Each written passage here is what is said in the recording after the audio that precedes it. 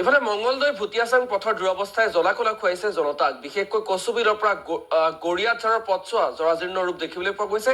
বিগত 10 বছৰ এবাৰো মেৰামতি কৰা নহল এই পথছোৱা। লোক নিৰ্মাণ বিভাগৰ বিৰুদ্ধে গুৰুতৰ অভিযোগ। ফলত জমৰ যাতনা ভুগিবলগীয়া হৈছে ছাত্ৰ-ছাত্ৰী আৰু পথচাৰীয়ে। শীঘ্ৰে পথটো মেৰামতিৰ বাবে চৰকাৰক আহ্বান জনাইছে ৰাইজে। ওদালগুৰিৰ পৰা নিপু কাকতে এটা প্ৰতিবেদন এই মুহূৰ্তত আগবঢ়াইছো। পথৰ দুৰৱস্থাই জ্বলা-কলা খুৱাইছে আৰু সেই পথটো হৈছে ওদালগুৰি জিলাৰ হৃদপিণ্ড স্বৰূপ মঙলদৈ ভুটিয়াচাং পথ। আৰু পথত এতিয়া বৃহৎ পুখুৰীৰ সৃষ্টি হৈছে। আৰু মই মোৰ সতীৰ্থক ইয়াৰ দৃশ্য দেখুৱাবৰ কাৰণে অনুৰোধ কৰিছোঁ। এইটো ওদালগুৰি জিলাৰ মাজেৰে যোৱা এটি পথ, সদা ব্যস্ত পথ, আৰু হাজাৰ এই পথেৰে পথচাৰী অহা যোৱা কৰে। কিন্তু তাৰ পিছতো আজিলৈকে কোনো ব্যৱস্থা গ্ৰহণ নকৰিলে গড়কাপ্তানি বিভাগে। আৰু বহিৰাষ্ট্ৰ ভূটানৰ লগত সংযোগ কৰা এইটো এটা পথ, মঙলদৈ ভুটিয়াচাং পথ। একাংশ ইয়াৰে পথচাৰী আছে, মই তেওঁলোকৰ পৰা জানিব চেষ্টা কৰিম। কি ক'ব, আজি কিমান বছৰ ধৰি এনেধৰণে যাতায়াতত জমৰ যাতনা ভুগি আছে? মোটামুটি মই জানাত এইটো ৰাস্তা আজি 2014 পৰাই এনেকুৱা দেখা পাই আছে। ভাল নকৰে। এইটো ৰাস্তাৰ কোনো গুৰুত্বই নলয় চৰকাৰে। কিমান মানুহ অহা যোৱা কৰে?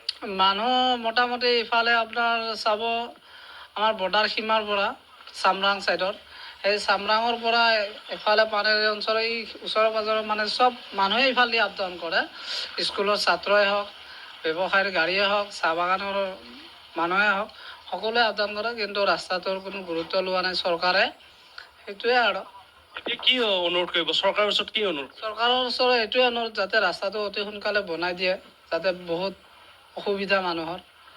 হয়, এই পথছোৱাৰ বাবে সকলো যাতায়াত কৰা এই পথচাৰীসকলে জমৰ যাতনা ভুগি থাকিবলগীয়া হৈছে। কিয়নো এই পথটোৱে একমাত্ৰ পথ গড়িয়াঝাৰৰ পৰা ভুটিয়াচাং হৈ কচুবিলেৰে টংলা বা ওদালগুৰি বা গুৱাহাটীলৈ যোৱা পথ। আৰু কিমান ডাঙৰ গাঁতৰ সৃষ্টি হৈছে সেয়া দেখুৱাবৰ কাৰণে মই সতীৰ্থক অনুৰোধ কৰাৰ লগতে ইয়াৰ যিসমূহ পথচাৰী আছে মই তেওঁলোকৰ পৰাও কিছু জানিব চেষ্টা কৰিম। আৰু বিগত 2014 চনতেই এই পথছোৱা নিৰ্মাণ কৰিছিল, কিন্তু তাৰ পিছত আজিলৈকে কোনো ধৰণৰ মেৰামতি নকৰিলে। দাদা, 2014তে এই পথটো নিৰ্মাণ কৰিছিল, তাৰ পিছত আৰু মেৰামতি কৰা হোৱা নাই? নাই, তাৰপিছত আৰু মেৰামতি কৰা হোৱা নাই। আৰু কিমান যাতায়াত কৰে এই পথেৰে?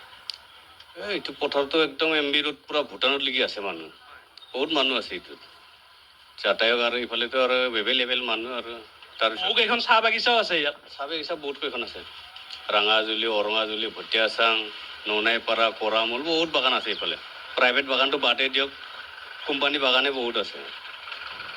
স্কুলীয়া ল'ৰা ছোৱালীও এই পথেৰে অহা যোৱা কৰে? স্কুলীয়া ল'ৰা ছোৱালীটোতো এতিয়া বাৰিষা আছে বুলিহে বাচি আছে। ধূলিৰ টাইমতো 10-12খন ডাম্পাৰ লাইন আহে, ছাতা লৈ পেলাই বহি যায়, স্কুল লেট হৈ যায়, ল'ৰাগিলা লেট হৈ যায়, চব লেটে হৈ যায়। আৰু এই পথছোৱাই জ্বলা-কলা একদম জ্বলা-কলা। আৰু ঘৰৰ ওচৰৰ ওচৰৰ মানুহগিলাটো ধূলি বালি থাকিবই নোৱাৰে। হয়, বৰষুণ হোৱাৰ লগে লগে পুখুৰী সদৃশ গাঁতৰ সৃষ্টি হয় আৰু পানী জমা হয়। আৰু ৰ'দ দিয়াৰ লগে লগে ইয়াতে ধূলিময় পৰিৱেশে এক বিৰাজ কৰে এই কচুবিল অঞ্চলত। আৰু মঙলদৈ ভুটিয়াচাং পথৰ যি দুৰৱস্থা, সেই দুৰৱস্থা বছৰ ধৰি ভোগ কৰি আহি থাকিবলগীয়া হৈছে। ভণ্টি, তোমালোক কোন স্কুলত? পানেৰী হাই ছেকেণ্ডাৰী। এই পথটো বেয়া হোৱাৰ বাবে কিমান অসুবিধা হৈছে? অসুবিধাটো হয় থাকে বহুত। অহা যোৱা কৰাত বহুত অসুবিধা হয়। স্কুল লেট হয় নে নহয়? হয়। হয়, এই পথছোৱাৰ পৰাও যিসকল ছাত্ৰ ছাত্ৰী আছে সেই ছাত্ৰ ছাত্ৰীসকলৰ অহা যোৱা কৰাত অসুবিধা হয়। আৰু যিসমূহ যান বাহন এই পথেৰে অহা যোৱা কৰে, সেই যান বাহনসমূহো এই পথছোৱাৰ বাবে বহুতো দুৰ্ভোগ ভুগি থাকিবলগীয়া হৈছে। এনেধৰণে এটা সদা ব্যস্ত পথ বুলি ক'ব লাগিব, ওদালগুৰি জিলাৰ ভাৰত ভূটান সীমান্তৱৰ্তী অঞ্চলৰ পৰা অহা পথ।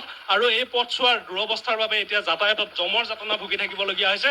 তাৰ পিছতো কোনো ব্যৱস্থা গ্ৰহণ কৰা নাই ইয়াৰে গড়কাপ্তানি বিভাগে।